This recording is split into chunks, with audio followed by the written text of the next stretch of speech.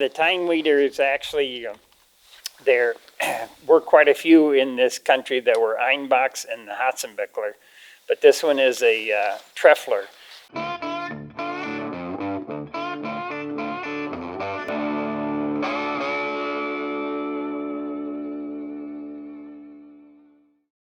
Tine weeders are light tillage tools that are preferred by some farmers because they can take out weeds in more of the field than a harrow or rotary hoe due to their close tine spacing.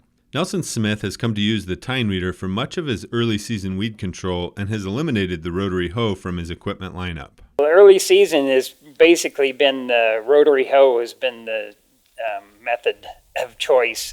And the rotary hoe has its place, but the problem is if it's a little damp, the rotary hoe doesn't work as well as if it's dry. And if the rotary hoe, the hoes are about 3 inches apart on there and the tines are much closer, the rotary hoe has the points on it that only hit about every 2 inches in there, and the tine weeder is touching all the way because it's dragging on the ground the whole time. Paul Muggy uses a ridge till system and also does limited tillage in general, which means that in the soybean year there's lots of residue from corn. He's found that it's too much for the tine weeder to handle and uses a rotary hoe for early season weed control in his bean years. The schedule for the tine weeder in the corn year is similar to what it is with the rotary hoe in the soybean year, that I want to try and go over it with the tine weeder like 3 or 4 days after I plant, and then in another 3 or 4 days just before the corn comes up. But as always, you have to get off the tractor and look to make sure that you aren't hurting your stand. If that corn's spiking, you can break those hypocotyls off. So you have to pay attention to what you're doing. But for the same reason as in the beans with the rotary hoeing, that's the stage where those weeds are at the most, the appropriate stage to be killed by a light tillage pass with a rotary hoe or a tine weeder.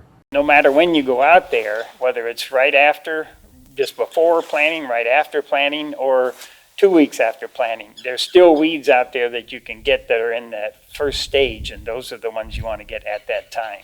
Tine weeder, actually, we can go until the soybeans will be up to 12 inches tall and bushed out. We can actually still go through them. We have to slow down a little bit and change the tension a little bit on it, but we can actually still go through, and we're actually getting weeds in the row, not just between the rows, but in the row with that late in the season with the soybeans. Tine weeders are more extensively used in Europe, and as a result, most of the manufacturers are located there, and the equipment can be pretty expensive.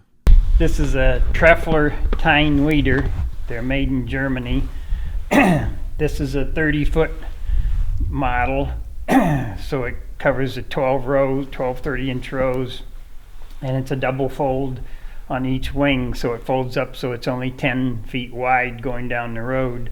So it doesn't take up a lot of space. There are 324 tines on this 30-footer, so if you lined all the tines up, there'd be less than an inch between them. I have an Einbock tine weeder. I've had it for several years.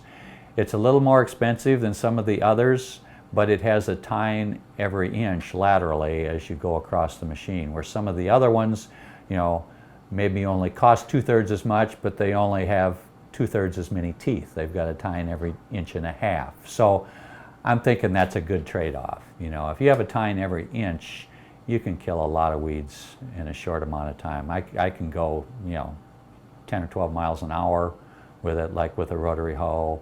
I have 30-footers, so I do 12 narrow rows, and I can cover a lot of acres in a hurry. Yeah. So as the crop goes through, it has to go around these tines because the tines don't go around it. The tines only change the pressure as they come back. And once that is set on there, even if the tine goes up over that, it's still the same tension on it.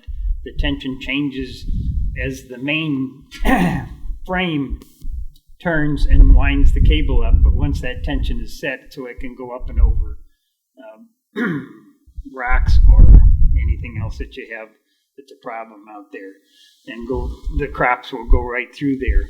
There are no lines for the crops to go through like a cultivator is set up with the crop goes through a space that has no tines on it. This one has tines on the whole setup, so each one of the tines can go in the row or on the row, between the rows, and it'll also work on ridge tilling. It'll stay on top of the ridge or on the side of the ridge or on the bottom of the ridge. Wherever the tine's going through the ridge, it won't go to the side and go down to the bottom of the ridge. Each one of these tines has its own separate spring system and cable that go up to a pipe that wraps the cable around to tighten it up. As it pulls, it also has a double spring in here. The spring in the spring, there's a light spring in the center and that bottoms out, and then the larger spring starts pulling in, so you can have different tensions on there. The tension is, like I said, adjustable on the go. It has a reader down here that tells you how much tension you have. So you can go from just the weight of the tine bouncing along the ground to actually putting it's actually up to 11 pounds of pressure on that tine down there. So, and any place in between, because it's all adjustable by hydraulics as you go in the field. The tine weeder, and that's one of the advantages of the Einbock, is you can actually put down pressure on it. You can put the weight of the frame on it, where some of the other cheaper models, they just hang by chains, so it's only the weight of that gang. But I can actually put a lot of weight on those tines. You can really do tillage with it if you want to. Like after you've planted, you don't want to go down to the depth of the seed. If you're planting 2 inches deep, you don't want to be reaching down there with those tines because you'll disturb that seed and move it around, and you don't want to do that. If it's just growing and just sent out a sprout, you could break that sprout off. So you can adjust it so you go down just above that, which you have to get out and look and see what you're doing after you go over it, so you know that you're not going too deep on it. Which the rotary hoe, in that instance, the only way you can change the rotary hoe is by lifting the toolbar or lowering the toolbar, and that only changes the depth that you're going in the ground, where the tine weeder changes the depth at any point, and it's, like I said, on the top, or it can actually go down deep and dig if you want to put a lot of tension on it with those springs. There's an adjustment where you can tip the tines back, make them more vertical, or I generally have them tilted back quite a ways just because I have a lot of residue. I want them to be able to shed the residue. And I've actually bent the tines. When they come, it's almost a 90-degree angle at the end of that tine, and I was having a lot of trouble with it gathering trash. So I actually shallowed that angle out a little bit on all the tines. It maybe isn't quite as aggressive, but I don't plug up.